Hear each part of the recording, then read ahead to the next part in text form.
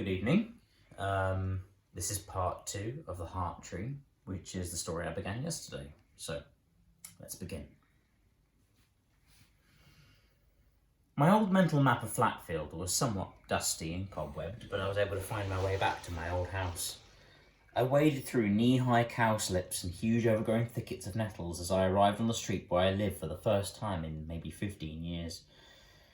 Nobody lived there anymore. It was boarded up, as well as most of the houses were on the road. The first oddity I noticed was the difference between the plant life on one side when compared to the other. On my side, the side I was standing on, it was lush and verdant. The flowers were, they were replete with pastoral colour, and summer was most certainly in a full, unashamed bloom on this side of the road. The opposite was another story. Difference staggering. The grass was grey and brown, stunted and patchy. The skeletal frames of wall-climbing plants covered the walls of long-abandoned houses, and beyond it the trees seemed lost in gloomy grey shadow. It was as if somebody had tried purging it with fire, but had not quite succeeded. The few people I did see hurried by with barely a glance in my direction. Beyond those trees, I knew I would find a cottage. In the garden of that cottage, there was a tree with blossoms white as snow, and bark as black as infinity. I crossed the road and ventured over the ravaged earth into the trees. There was the powdery smell of decay in the air as I ventured cautiously through the maze of trees. Trees with grey columns cast eerie shadows in the glare of the setting sun, and I will say with no hesitation that I have rarely disliked a place, but I truly despised this mockery of a forest. I'd once known this area, the hillocks and fallen stones, as familiar to me as my own home. These dead places were once playgrounds, battlegrounds, anything I could want them to be. To see them so drained and lifeless was disheartening indeed.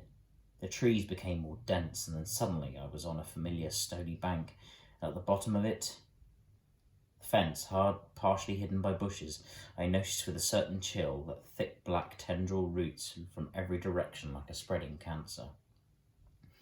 They all wound through the fence, over and under, bloated and corpulent, without being fed. I tried to see if the previous way I had gone into the garden was still present, but the tangle of grey thorns on the bulging black roots said otherwise. As the sun sank lower, I could see the glow shimmering through the leaves. The heart tree had grown hungry over the years, it seemed. I picked my way along the rotten fence boundary and emerged around the shabby and unkempt facade of the cottage I had stumbled across so many years ago. I doubted whether anybody still lived in there, but I approached the flaking door when I knocked. I heard the faintest shuffle behind the door, and then it opened. I stepped back with a start. It was the old man, the same one I had encountered in that strange summer that seemed so long ago. He was aged, astoundingly so. He was gaunt and ancient-looking, his skin liver-spotted and pale. He'd been old when I'd seen him before, but now, well, you could probably see why I was startled. "Yes?" he asked roughly. I tried to explain in a faltering voice who I was and why I was there, the latter being a fact I will readily admit I was not too clear on either. My bumbling explanation, however, sufficed. The man nodded and smiled a cracked smile. "Oh, yes, I remember you." He beckoned at me with a claw-like hand. "Come on in. You don't need to be afraid of me anymore. I can barely hold my cane these days, let alone hit you with it, boy." He called me boy as if I was still that frightened child from our last meeting. He had clearly not waited for me to accept his invite. He shuffled off into the doorway and was gone, leaving the door open. I followed him inside despite my better judgment. I was in a house that had long since seen better days. Dust covered almost every surface, the carpet was scuffled and the furniture threadbare. It was curiously empty though, and I found myself surprised that a man so old apparently owned so little. The living room especially was just a rather barren stretch of old carpet, a few dust-caked paintings hanging askew on the flaking walls. How he lived with so little I could not say. A set of red drapes hung slightly askew over what seemed to be patio doors, though I could not tell. "So, sit down," he said, easing himself into an armchair. "Came back to see the tree, did you?" I reluctantly acknowledged that I had. "It does that," the old man mused. "Nobody can ever get just one look. They have to come back. Reluctant to press him with any rudeness, I nevertheless tried to get him to elaborate on what he meant and why the tree was occupying so singular a role in my imagination.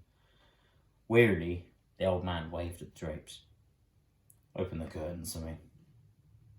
I looked at them. They were large velvet drapes, thick and not totally fitting into the rest of what little decor the room still possessed. They looked more at home in some old Art Deco cinema. But as I took hold of them, I hesitated. I knew I would see the tree, of course, but couldn't say if I was totally prepared for that monstrous thing standing in the garden. My mind had morphed the tree so many times into a creature when I was a child. Nightmares of that tree's barbed claws taking hold of me and squeezing life out of me had plagued me for months after Harvey had disappeared.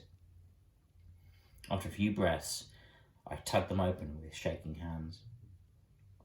They were not curtains as I had thought they might be, but heavy cloths bunched up and shoved through a wooden rail. They fell as soon as I placed the slightest force on them, collapsing in a great dusty pile and releasing a massive cloud of dust into the air. To describe the garden as dead would to give it too much credit. The grey, decimated mess out there resembled in no way the blooming Eden I had remembered it to be. Of course, there was one exception. The heart tree stood, grown even larger and thicker. It had outgrown the garden, great intertwined roots bursting out of the ground like great black tentacles. Its bloom still glowed, white iridescent leaves in huge bunches moving slowly in sinister unison in the wind. The tree had taken the garden, strangled the life out of the flowers and plants, and greedily sucked the life and vigour out of what had once been a beautiful sight to see. "It probably is not quite as you remember it," the old man chuckled bitterly. "The past is a deceptive thing." Still somewhat transfixed by the sight in front of me, I asked him to tell me about the tree and why he still lived in its foul shadow. When I turned back to look at him, his mischievous air had gone. All I saw now was a very tired and frail old man who seemed to have lived with a great burden his entire life. "Sometimes they don't ever come back," he said quietly. "I was worried that maybe it had gotten into your head, made you do things." He raised his eyes to mine. "Has it?" I shrugged and said I'd only felt the need to come back, but not to do anything specifically. "They see it," he continued, lowering his eyes again, "and then they touch it. Then they come back, again and again.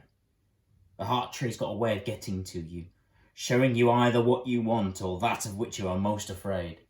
Either way, it draws people." I asked why he remained here. He sighed a long and heavy sound. "It's my load which I must carry. I stay over here to watch over this thing for which I've committed crimes that few men could live with." The room seemed to darken.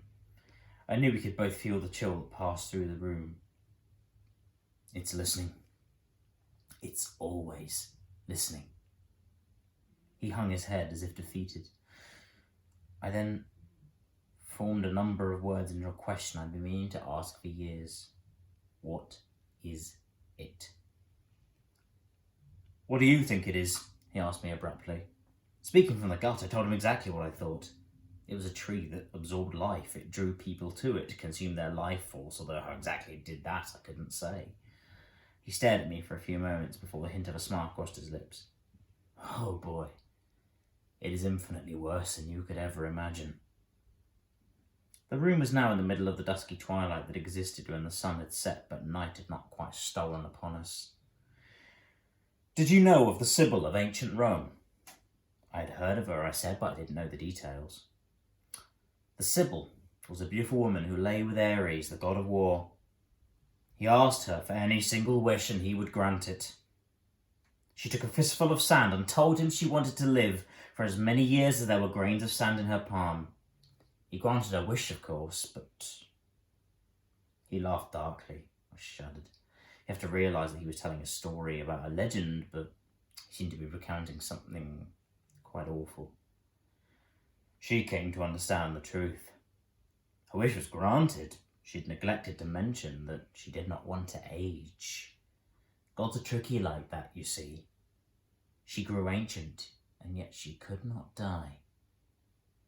My eyes turned with an almost dreamy motion across to the tree, again transfixed by its dreadful presence. I acquired that tree so very long ago. I made my own bargain, at the expense of everything that made me, he said grimly. It gave me life. It forced me to give it life also. The clear role the old man had played in the tree's existence as its long-standing guardian made me want to be sick. This man, this little frail old man in front of me, had done awful things, terrible things to keep himself alive. Children. Harvey. I needed to know what had happened to Harvey. I asked about my childhood friend and he sighed again. If you want to see your friend, go into the garden and call his name. I immediately stood and headed into the grey, emaciated garden. I stared at the tree, which I noticed now was, though only barely noticeably, pulsing very gently. Its bark rose and fell, as if it was the wooden diaphragm of some great black monster. My lips and throat were dry from fear, but with a trembling voice, I said Harvey's name out loud. Nothing seemed to happen, so in annoyance I said it again. This time louder. No, there was something. From beneath an enormous tangle of black roots, I saw the faintest of amber glimmers. I looked back at the house to scan for any useful tools. I saw only one, a viciously sharp-looking machete that had clearly once been used to tear away at troublesome roots, but now simply sat there waiting to be picked up again. I retrieved it and climbed down the unsettled earth to the clump of roots that wound in and over itself. The glow seemed now red in hue, but I could not see it.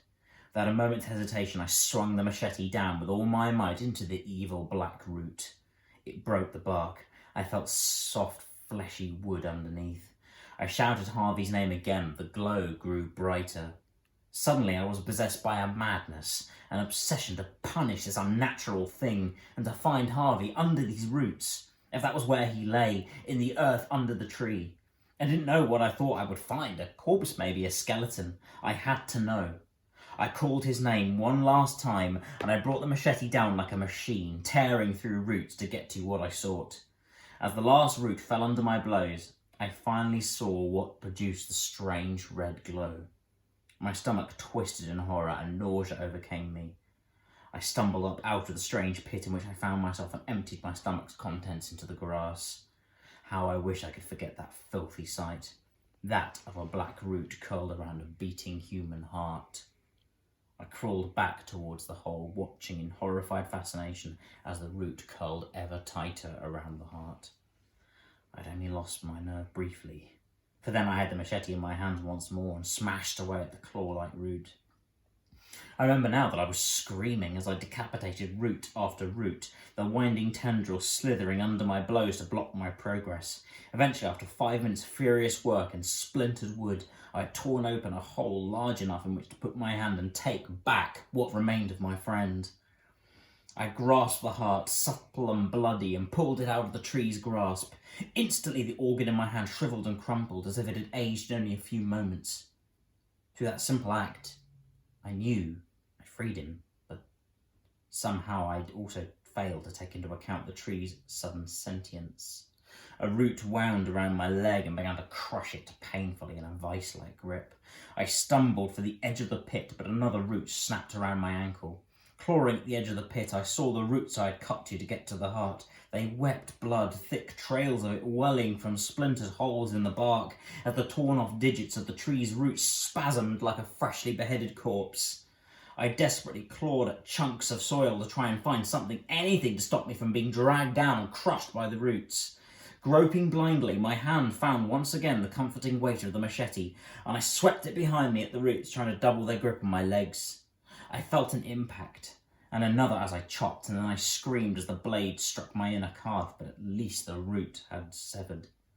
Grimacing in pain, I pulled myself to the lip of the hole, the wizened organ still clutched in my hand, now using the machete to lever myself up to the now shuddering bank of earth. I was getting close to my goal, when there was a blast of intense heat at my back, and the straggling root clinging to my ankle whipped back suddenly. Turning my head, I saw flames billowing from the trunk of that great tree, its glowing white blossoms shrivelling and burning in the intense heat. Then I saw the old man dropping a canister of kerosene with a deep sense of satisfaction across his weary old face. "That's it! Burn, you infernal thing!" he roared as flames raced up the body of the tree. He saw me and hobbled over, and though the extended hand was wizened and papery, it had surprising strength as the old man hauled me out of my grave. All I wanted to do was lie there and sleep, but the tree's guardian, and now executioner, gave me no choice in the matter. "Get up!" he snapped, grasping my elbow. "Go! Run! Just as I told you before, and do not, whatever you do, look back!" I nodded dumbly and staggered to my feet.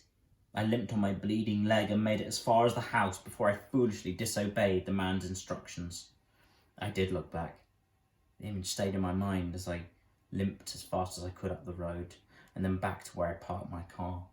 Hauling myself inside, I slammed the door closed and sat, caked in dirt and blood, but alive at least.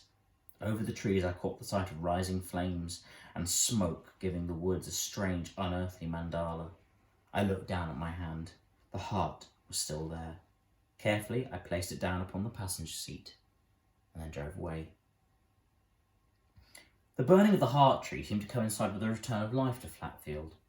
Families began to move back, I heard, although I read with some amusement this was only after an extensive programme of regeneration of the local ecosystem, which had suffered at the hands of a mysterious plague, apparently, that seemed to have blighted the trees and plants there for some years.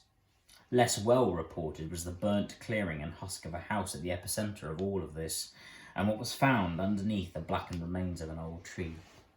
There must have been 52 human hearts at least, the police said, all of them belonging to children. The scandal of this I knew would be drawn out in the tabloids for years to come, but I had made my own peace. Harvey's heart was now buried at his gravestone, just as the rest of him should have been. Yet despite the peace I now felt, I was still troubled by the last horrible image I had seen as I turned round. That of the old man on his knees in supplication, and as the fire burned hotly around him, a dark figure wreathed in flame, emerging from inside the tree's trunk to clasp him in its arms and pull the old man into the inferno that had once been the heart tree.